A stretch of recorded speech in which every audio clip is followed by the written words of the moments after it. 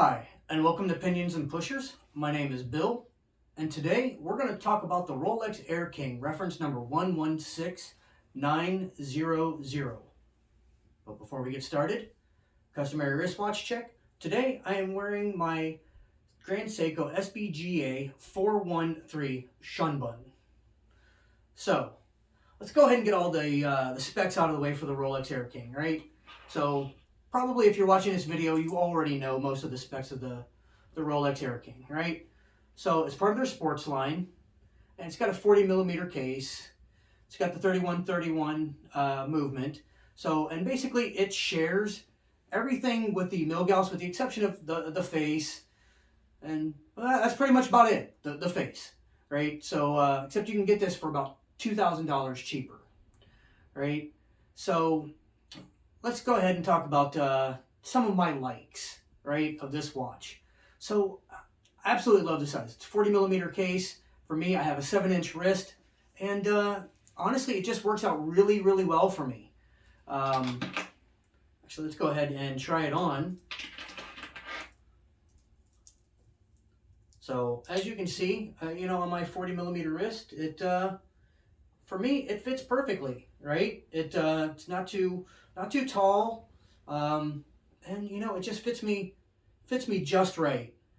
But some of the other things that I really do enjoy about this watch is I love the colors, and I know you're thinking like, okay, well, it's got a black face, right?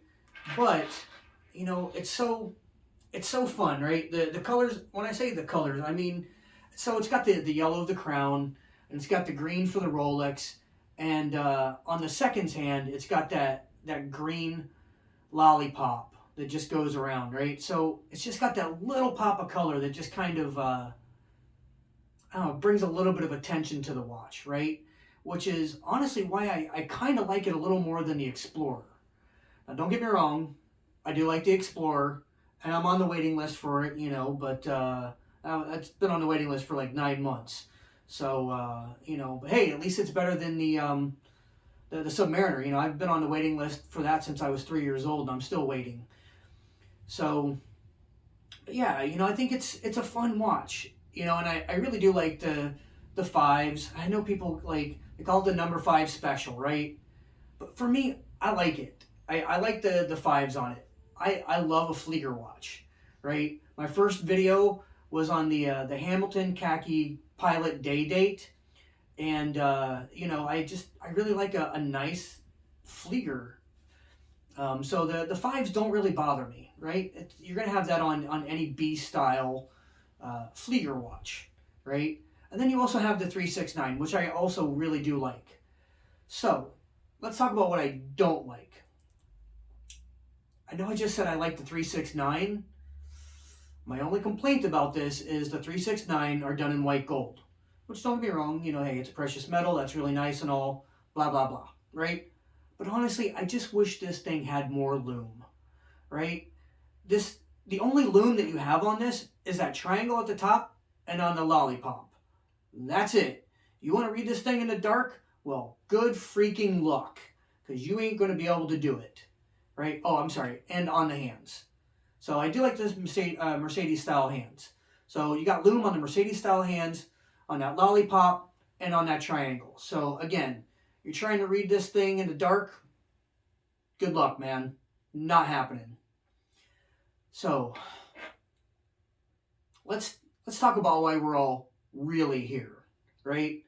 As we all know, Watchers and Wonders is coming up at the end of March, right?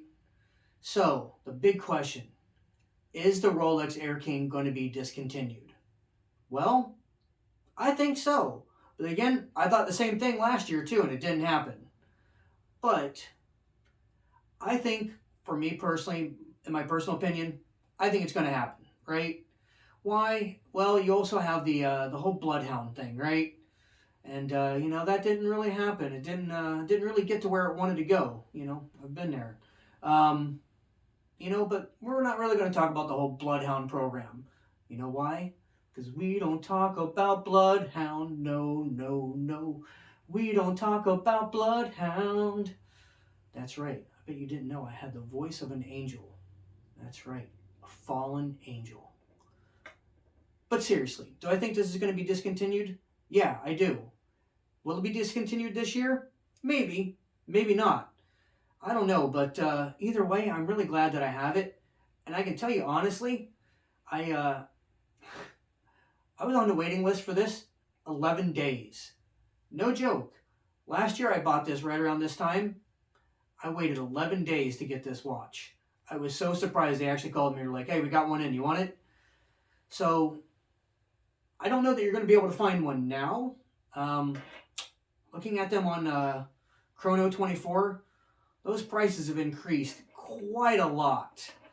And honestly, if this gets discontinued, I don't see any reason as to why this watch won't double and maybe even triple in price.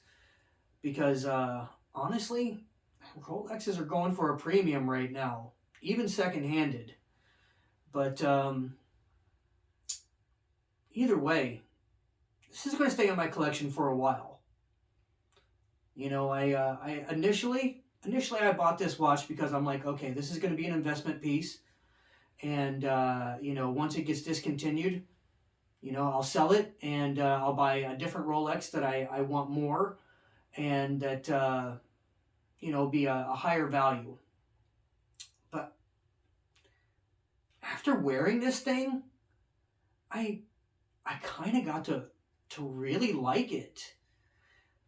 Honestly, when I first saw it, I was like, man, this thing it's kind of ugly, but it's really grown on me.